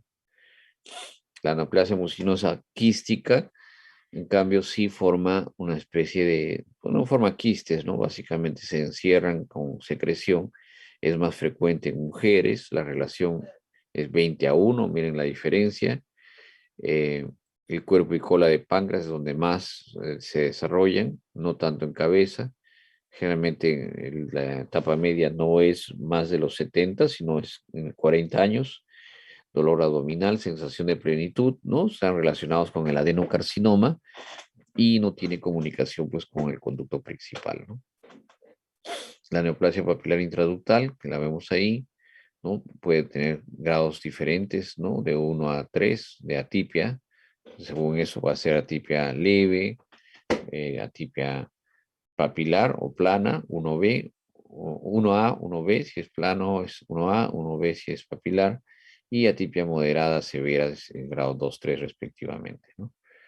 Aquí se ven los cambios, ¿no? Del epitelio, ¿no? Si es que se va a ir transformando, pues, a una lesión intraepitelial, ¿no? Eh, la secuencia, cómo pasa esto a ser un carcinoma. Estas células son paralelas en su crecimiento a un carcinoma invasor. Se encuentran en el parénquima, ¿no? Adyacentes a los carcinomas, y las alteraciones genéticas son muy similares también, ¿no? Muestran un marcado acortamiento de los telómeros. Aquí tenemos los marcadores, ¿no? Dentro de las alteraciones moleculares en el cáncer de páncreas específicamente, los oncogenes descritos, ahí resalta siempre el KRAS, ¿no? Que es el oncogen que predice o está involucrado en la presencia y frecuencia de cáncer de páncreas. Las neoplasias pancreáticas pueden ser generalmente exocrinas, que es lo más frecuente, sólidas o quísticas, ¿no? Dependiendo del origen, ¿no? Si son células epiteliales a nivel de o células glandulares, ¿no? La clasificación de la OMS, que no se ve muy bien, pero aquí las clasifica como benignos, ¿no? Si es que hay una tumoración pancreática, y los benignos son el cistoadenoma seroso, el cistoadenoma mucinoso y el adenoma mucinoso papilar intraductal, ¿no? De crecimiento lento, ¿no? Con poca sintomatología. Limítrofes, potencialmente malignos, son el tumor quistomucinoso con displasia moderada, tumor pseudopapilar sólido y el tumor mucinoso papilar intraductal limítrofe, ¿no? Y ya determinados como malignos son el adenocarcinoma ductal, el ductal clásico y también los carcinomas mucinoso, de células en anillo, adenomatoso, indiferenciado y mixto, ¿no? Existe otro grupo que son el carcinoma de células gigantes, ¿no? De tipo osteoclásico, muy similar a las células del hueso. Tenemos dentro de eso el cistoadenoma seroso, el mucinoso y el papilar intraductal, ¿no? Esos son los más importantes. Las neoplasias exócrinas o exocrinas son sólidas en 95% y quísticas solamente en 5%. Lo más frecuente es el adenocarcinoma ductal en 90% de los casos y es altamente letal, ¿no? Ese es el gran problema. Las lesiones pancreáticas quísticas pueden ser congénitas, pueden ser quistes de retención que no tienen mayor trascendencia, y pseudoquistes también 75% de los casos cuando son derivados a veces de pancreatitis, ¿no? Han tenido pancreatitis, pueden dar pseudoquiste. La malignidad, que aquí no se ve muy bien, disculpen ustedes, al momento de cambiar de programa, ha cambiado también el tipo de letra, pero dice malignidad de las lesiones quísticas van a desarrollarse en el 5 hasta 15% de los casos. Las neoplasias endocrinas pueden ser diferentes en cuanto a su frecuencia, ¿no? Y también se van a caracterizar y su denominación va a ser por la sustancia que producen, ¿no? Así tenemos el insulinoma, el gastrinoma, el glucanoma, somatostatinoma es, ¿no? Y el bipoma, ¿no? Según insulina, gastrina, glucagón, somatostatina y el péptido inhibidor vasoactivo. Entonces, estas neoplasias pancreáticas van a deber su origen a la sustancia que van a producir, ¿no? Respecto a las células. La localización del cáncer del páncreas, ¿no? Se da en 60-70% en la cabeza, solamente 20% en cuerpo y cola y 10% indeterminado, ¿no? Miren, es altísimo. La cabeza solamente nos da una resecabilidad de 15 a 20% y el cuerpo y cola 5%. Va a depender mucho del crecimiento. Como les dije, cuando la neoplasia se presenta en la cabeza, como se ve aquí en esta imagen tomográfica, ¿no? En el extremo derecho se ve un cáncer de páncreas, ¿no? Que está en la cabeza. Rápidamente, perdón, es el cáncer que está en la cola, ¿no? El que está en la cola no da mayores manifestaciones, entonces va creciendo libremente, ¿no? En cambio, el que se presenta en la cabeza, ¿no? Sí da manifestaciones rápidas de ictericia, de obstrucción, incluso obstrucción intestinal alta, ¿no? Entonces, por eso es que nos advierte y podemos hacer resección, ¿no? Generalmente los tumores que están a nivel de cola y cuerpo, el diagnóstico es incidental o muy tardío, ¿no? Y eso hace pues que finalmente la resecabilidad también no tenga mejor pronóstico, ¿no? El cuadro clínico, pérdida de peso, no solamente por el factor de necrosis tumoral, los anorexígenos, sino porque el paciente tiene cierta oclusión y pesadez, ¿no? Dispepsias al momento de ingerir los alimentos. La ictericia es un signo muy frecuente en su presentación, mira, 85%, y como les dije, esta ictericia muchas veces no se presenta con dolor, ¿no? Entonces, signos tardíos de una neoplasia de páncreas son la ictericia, ¿no? Sobre valores mayor de 10 de bilirrubina, que se le llama también ictericia biliverdínica, y la presencia de masa palpable en hipocondrio derecho que no duele, ¿no? Generalmente se le denomina el signo de Courvoisier-Terrier, ¿no? Que se presenta en 10 a 25% de los casos, como mencionan ahí. Puede haber hepatomegalia, generalmente por una estasis, una colestasis, ¿no? Y eso hace pues, que el hígado se dilate un poco, ¿no? Diabetes y pancreatitis en algunos casos, ¿no? Lo más importante es que el hígado se vuelve palpable, ¿no? Va creciendo un poco por la distensión. Es un hígado que doloroso, pero un dolor sordo, tipo pesadez. Hay una presencia de masa abdominal, sobre todo en los pacientes que han adelgazado bastante, se nota pues la masa a ese nivel, ¿no? Y tenemos algunos pacientes en el hospital, si nos da el tiempo, pues los valoramos, ¿ya? La presencia de ascitis, que es un signo tardío ya que nos indica un mal pronóstico, y la ictericia, como les mencionaba, que va a ser muy dependiente de la zona donde se ubique, ¿no? Si se ubican en cabeza de páncreas es lo más frecuente.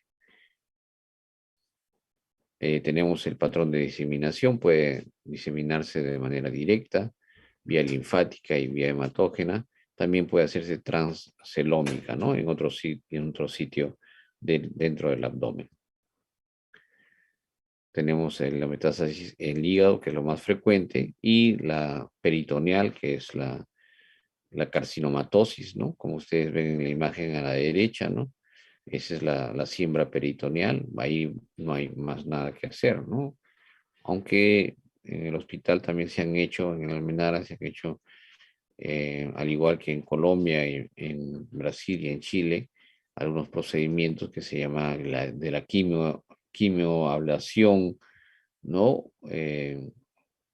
Peritoneal, ¿no? O sea, se saca todo el peritoneo que está así infectado o infestado o con siembra neoplásica, se hace una peritonectomía, ¿no? Se saca todo el peritoneo y los órganos que estén comprometidos, ¿no?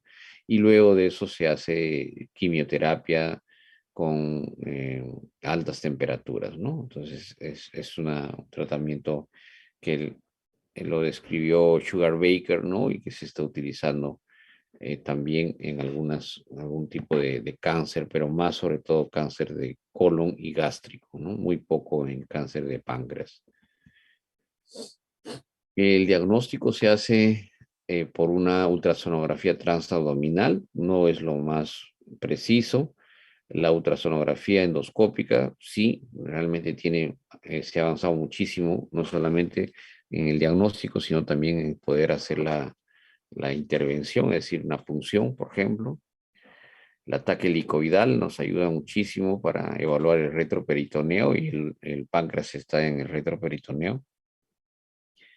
La CEPRE, sobre todo para ver el grado de dilatación y si es que hay alguna neoplasia también comprometida ahí, que no es otra cosa que una colangiografía con una biopsia, de repente si es que es un tumor ampular o periampular, la resonancia magnética, la biopsia por ultrasonografía, el PET scan, ¿no? Para ver si es que hay invasión en otras partes del órgano, del organismo.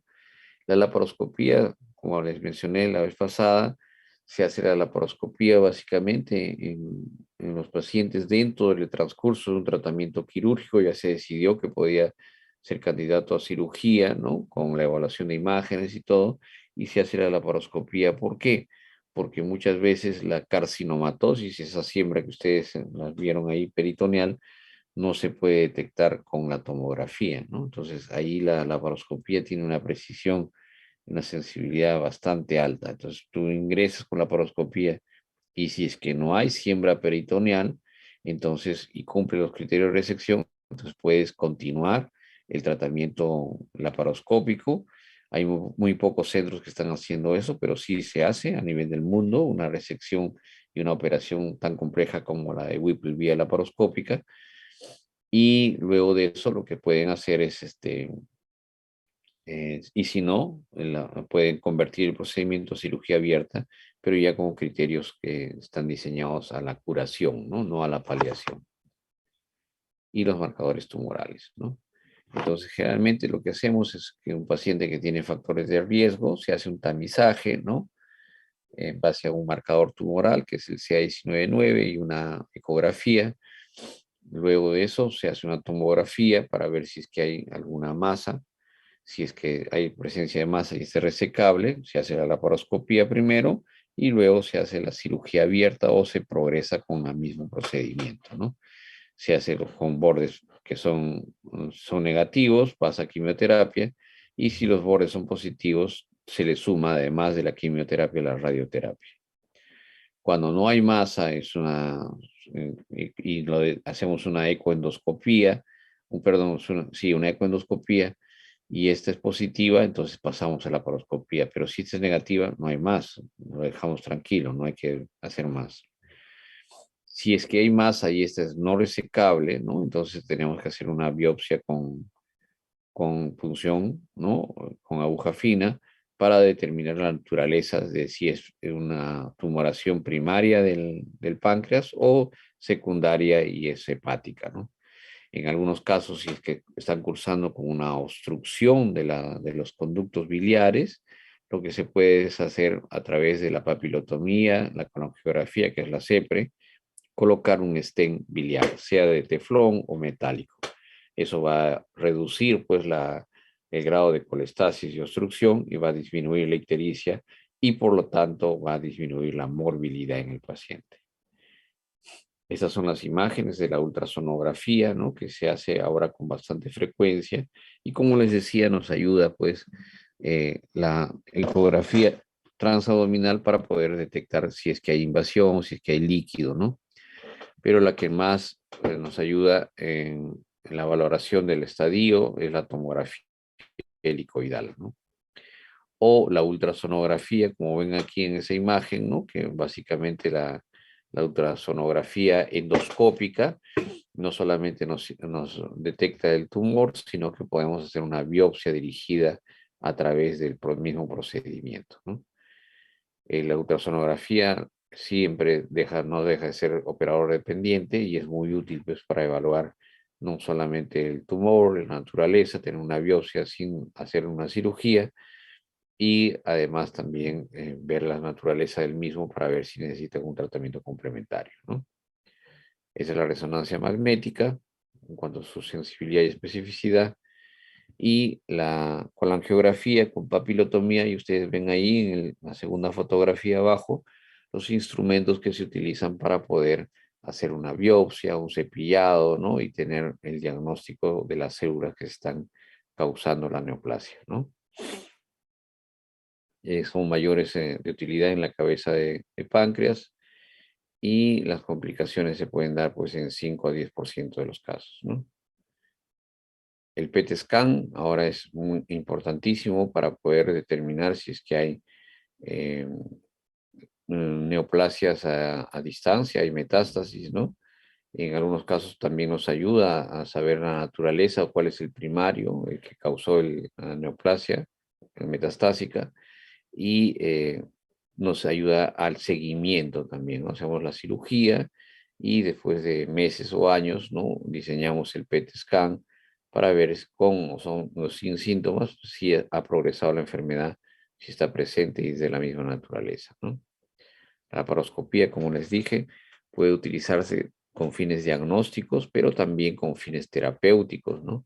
Puede hacerse una resección laparoscópica, ¿no? Tan igual como se hace la cirugía abierta, ¿no? Es decir, guardando los mismos principios, ¿no? Oncológicos de resección, ¿ya? Siempre es importante la confirmación histológica.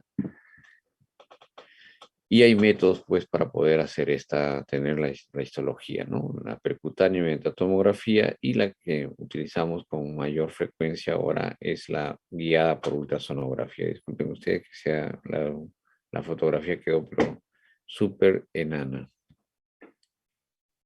Bien, la ultrasonografía tiene las ventajas que ya les había mencionado, pero siempre es operador dependiente, ¿no?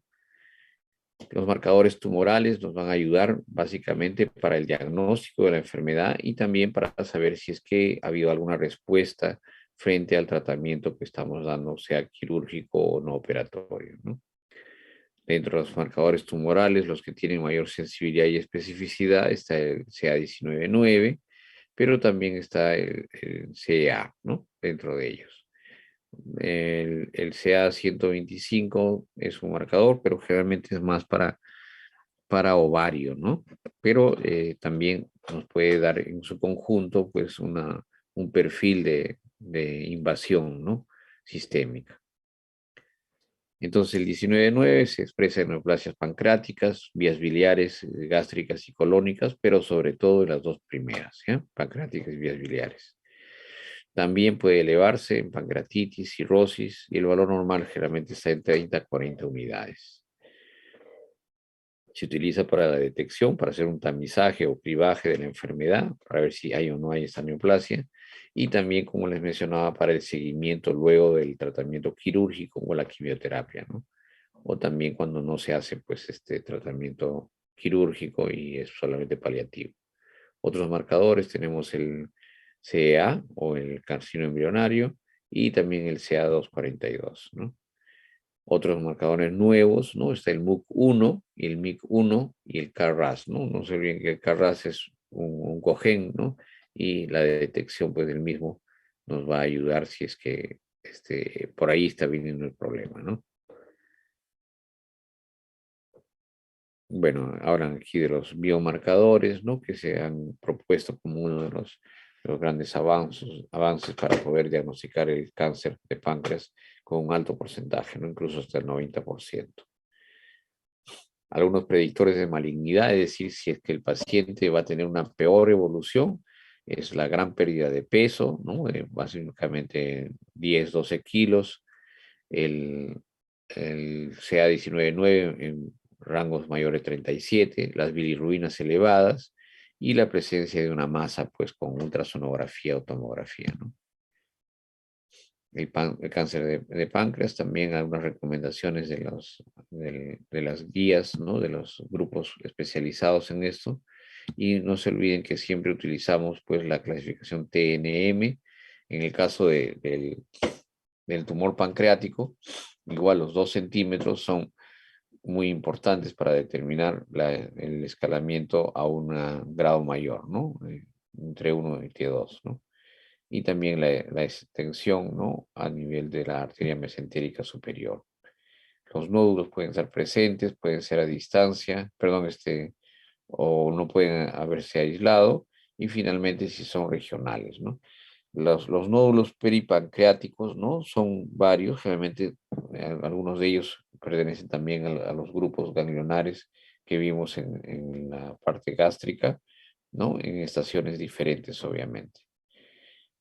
Aquí tenemos el tumor, perdón, y la metástasis si es que existe o no, y esta es a distancia, ¿no? Los estadios van a ser directamente relacionados básicamente con el tumor, obviamente con las neoplasias, con los nódulos y con la metástasis que se pueda presentar. Las tumoraciones que se muestran aquí, ¿no? Van a ser totalmente diferentes en cuanto a su tratamiento, si es que son en cuerpo y cola, como se presenta en el T2 ahí, ¿no? Que se presenta en la cabeza como T1. Muchas veces no solamente el tamaño tumoral menor o mayor de 2 centímetros, sino la ubicación va a diseñar qué tipo de cirugía vamos a realizar. Todas aquellas que se encuentren por delante, ¿no? Y a la derecha de la arteria del tronco, ¿no? De la mesentérica, ¿no? Es decir, estén en cabeza de páncreas, lo que se tiene que hacer es una operación de Whipple, una DPC, una pancreatodenectomía. Pero si es que el tumor, ¿no? Independientemente del tamaño, no compromete la cabeza y compromete básicamente el cuerpo y cola, lo que hay que hacer es una resección pancreática local, o sea, no hay que tocar el duodeno para nada. Y en eso consiste básicamente en resecciones de cuerpo y cola, ¿no? La mayoría de ellos, casi todas, es sin preservación del vaso, ¿no? Incluyen el vaso en su resección. ¿Por qué? Porque la vena y la arteria esflénica prácticamente transcurren a través del páncreas, ¿no? Uno por encima y otro por debajo y atrás, pero por lo tanto los ganglios también van a estar dentro de la cabeza y el vaso no es otra cosa que una estación ganglionar, ¿no? Inmensa, ¿no? Es un complejo que también tiene esos efectos muy similares a los ganglios en cuanto a la limitación de la enfermedad e invasión. Por lo tanto, es mejor hacer una resección a ese nivel, ¿no? Entonces aquí se ve un tumor, por ejemplo, de mayor tamaño, ¿no? Pero su ubicación nos va a determinar en el lado izquierdo que hay que hacer una resección pancreática de cuerpo y cola con esplenectomía. Ahí no tenemos que hacer mayor reconstrucción digestiva, no hay que hacer nada. Pero en cambio, si en T3, ustedes ven que el T3 está ubicado por delante del tronco de la mesentérica, ¿no? Claro, está la mesentérica superior ahí y está al lado izquierdo nuestro o derecho del paciente. Y lo que hay que hacer ahí es una operación de Whipple, una pancreatodenectomía y la reconstrucción, como se les mencioné al inicio, ¿no? Ese es un problema cuando el tumor pues está invadiendo la parte vascular, sea pues de la arteria mesentérica o de los troncos pues del tronco celíaco, ¿no? Entonces, en ese caso sí es muy difícil, hay que valorar la posibilidad de resección y el pronóstico obviamente es malo, ¿no? Aquí están los ganglios, ven que los ganglios se distribuyen en la zona de toda la periferia del páncreas, ¿no? Y siempre adyacentes a los vasos sanguíneos importantes. Esas son las etapas clínicas, ¿no?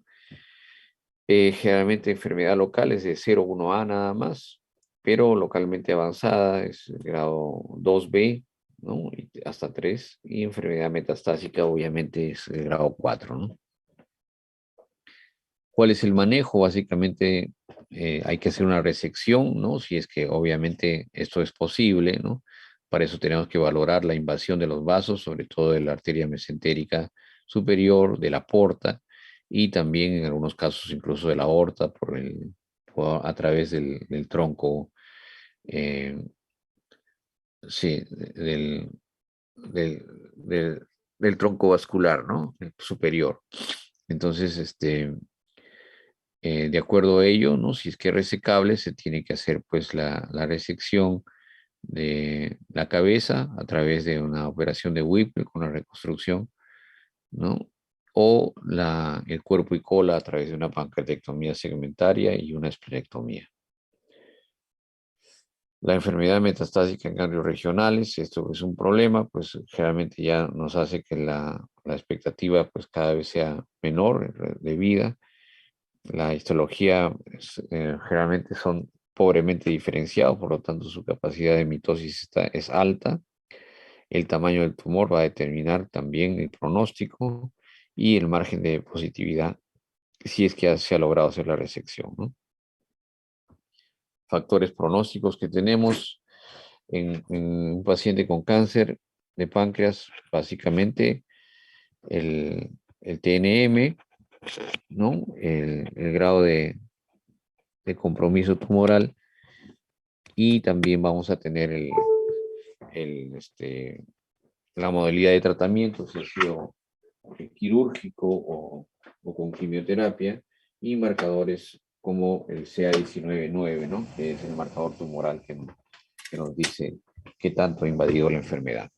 La sobrevida, pues es una sobrevida global. Miren, a 5 años es solamente 5%, o sea, es baja, ¿no? Pero esta va a ser mucho más impactada cuanto más haya progresado la enfermedad. Y tenemos la cirugía por enfermedad localmente avanzada, que sabían que es el estado 0 o 1B, ¿no? El promedio de sobrevida es de 11 a 20 meses, ¿no? O sea, en el mejor de los casos. Y la enfermedad, pues no metastásica, de 6 a 11 meses, ¿no? O sea, no tenemos más de 2 años de sobrevida global, ¿no? La enfermedad metastásica, pues solamente meses, ¿no? De 2 a 6 meses. Recurrencia, puede haber recurrencia locorregional. También puede haber invasión a nivel de hígado, cavidad peritoneal y lecho pancreático. También a nivel pulmonar, ¿no? Entonces, y esto ya complica mucho más la evolución del paciente. Tumores metastásicos, ¿no? Pacientes con linfoma, cáncer de mama, de pulmón, colorectal y melanoma y cáncer de estómago, ¿no? También pueden presentarse en el páncreas. El tratamiento, como les mencionaba, bueno, justo se ha reducido la lámina, pero bueno, más o menos es así, ¿no? Lo que hay que hacer es una resección, ¿no? De la enfermedad, como les decía, de acuerdo al tumor y sobre todo la ubicación y el tamaño. En la primera parte lo que hay que hacer es una Whipple, ¿no? Una pancreatovenectomía. Sacar la cabeza del páncreas y el duodeno. Y en la segunda, pues ahí no hay mucho que hacer. Miren, el páncreas está ubicado en esa zona, ¿no? Hay enfermedad metastásica, hay invasión vascular y no hay mucho que hacer porque no vamos a mejorar el pronóstico. Eso es importantísimo porque la valoración tiene que ser integral. O sea, si nosotros tenemos comorbilidades, tenemos edad avanzada, es la característica del cáncer de páncreas, entonces muchas veces pues hacer una resección lo único que va a hacer es acelerar el proceso de deterioro del paciente, ¿no? Y finalmente lo vamos a perder, ¿no? Entonces hay que ser muy eh, consecuente en cuanto al abordaje de este tipo de cáncer, ¿no? Muchas veces lo que hay que hacer solamente son medidas paliativas. Y hay cirugías paliativas, como por ejemplo una anastomosis gastroentérica para evitar la obstrucción digestiva que se pueda dar a nivel del marco duodenal, o la derivación biliodigestiva, ¿no?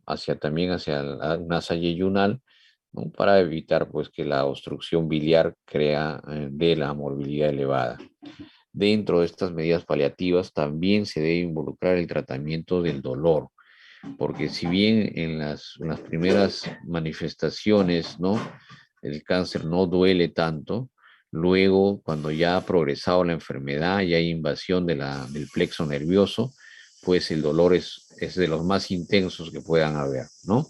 Entonces es importantísimo que en el esquema de la cirugía paliativa también se utilice, por ejemplo, alcohol para poder hacer la neurolisis, ¿no? De esta zona, del plexo solar sobre todo, y evite el dolor en el paciente, ¿no? Por eso les digo que la percepción de nuestro tratamiento es diferente, quirúrgico, que el del paciente. El paciente le interesa, no le interesa que esté amarillo, ¿no? Incluso hasta los vómitos, pues de alguna manera los puede tolerar, ¿no? Sobrellevar, mejor dicho, más que tolerar, pero el dolor no. En cambio, nuestra percepción es, pues, está obstruido, o, está con ictericia, solucionemos eso primero, ¿no? Nuestra percepción puede ser diferente a la del paciente. Bueno, el manejo, pues, de la neoplasia, pues, cuando hay obstrucción extrabiliar, ¿no? Y si es que es metastásico o no, ¿no? Y eso justo es lo que les acabo de decir, ¿no? Ver bien los criterios de resecabilidad, y si no es así, si no logra una pancreatovenectomía, pues siempre hay que hacer la terapia paliativa, ¿no? Incluso puede hacerse doble anastomosis para ello, ¿no? La enfermedad localizada, pues menos del 10% tienen enfermedad resecable en el momento de diagnóstico. La Whipple puede modificarse con preservación de píloro, pero es un procedimiento bastante cuestionado en algunos casos, ¿no? Sí tiene mejor expectativa, pero también estamos hablando de pocos años valorables, ¿no? En cuanto a si hacemos una investigación.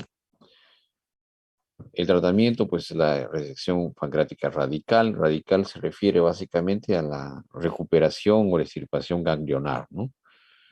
La preservación de píloro es un procedimiento de elección, ¿no? Para pacientes con tumor de cabeza de páncreas bien circunscrito, que no tengan mucha invasión, ¿no? Y obviamente evitamos pues todas las molestias digestivas, tienen mejor morbilidad, perdón, baja morbilidad, pero es un procedimiento que está muy limitado o seleccionado para un tipo de pacientes. ¿Listo? Y la enfermedad también puede complementarse con quimioterapia, ¿no? O radioterapia. Tiene un pronóstico mejor de sobrevida respecto al resto de casos de progresión de la enfermedad. El 50% de los pacientes con diagnóstico de cáncer de páncreas tienen metástasis, ¿no? Por eso es que hay que hacerles también el PET scan, ¿no? Para ver si es que realmente uno no nota esto, pero tiene el diagnóstico de cáncer, le hace el PET scan y ya hay siembra pulmonar, siembra hepática, entonces ya no hay más que hacer, ¿no? Pues vamos a operar el paciente sin mayor cambio. El Karnofsky también, Karnofsky, como les decía, nos va a indicar el grado de dependencia funcional que tiene el paciente. Entonces, con un Karnofsky alto, pues no hay que hacer mayor cosa, ¿no? Por eso es que el tratamiento paliativo pueden ser candidatos para esto, ¿no? Más que para una resección pancreática. Aquí tenemos screening que se hace en Corea, en Japón. Nosotros no hacemos todavía, ¿no? Y ellos básicamente por la frecuencia alta de estas neoplasias, ¿no? Ya tienen implementado el CA19-9 y la ultrasonografía para poder hacer el diagnóstico temprano en los pacientes, ¿no? La tomografía helicoidal y el ultrasonido endoscópico también son complementarios, ¿no? Para luego del primer cribaje pasar a este tipo de manejo, ¿no? Quimioprevención es posible, bueno, pues se ha utilizado estatinas, ¿no? COX-2 selectivos en cuanto a AINES, aspirina, pero la verdad es que no hay buenos resultados todavía, no se puede decir que hay quimioprevención para este tipo de neoplasias, ¿no? El CA19-9 y la tomografía pues nos van a marcar la progresión de enfermedad. Listo, muchachos, me he pasado 6 minutos. Bueno, creo que tienen clase ahorita, ¿no? Los que están todavía. ¿A qué hora tienen clase? ¿Alguien me dice algo? ¿No? El horario dice 10 y 10, Doc. A las 10:10 ya tienen empieza, no, pero tienen 10 y clase. 20. 10 y 20. Ah, ya. Bueno, entonces dejaremos para lo de pancreatitis para el viernes, ¿no? Y a los videos, pues en cuanto haya posibilidades de pasarles, ¿ya? Está bien, doctor. Gracias, Doc. Ya los que están por ahí, voy a, hasta que estén en su clase, esos 3 minutos creo, voy a ver si es que va saliendo el video, ¿ya? Está bien, doctor. Doctor, por favor, no se olvide de parar la grabación. Para la grabación. ¿Y dónde se hace eso? En el mismo lugar donde puso para poner a grabar, ahí dice parar grabación. Ahí donde dice grabando. Ahí le pongo stop. Ya. Claro, está bien. Detener la programa y en la nube, ya. Entonces, detener la grabación. Recording stopped. Ya, ya escucharon Listo. así. Ya, Muchas gracias. a ver, los que si quieren se quedan, si no, ya pueden. Vamos a hacer esto, ¿ya? Ok. Ok. Un ratico. Vamos aquí. Sacamos el Kingston.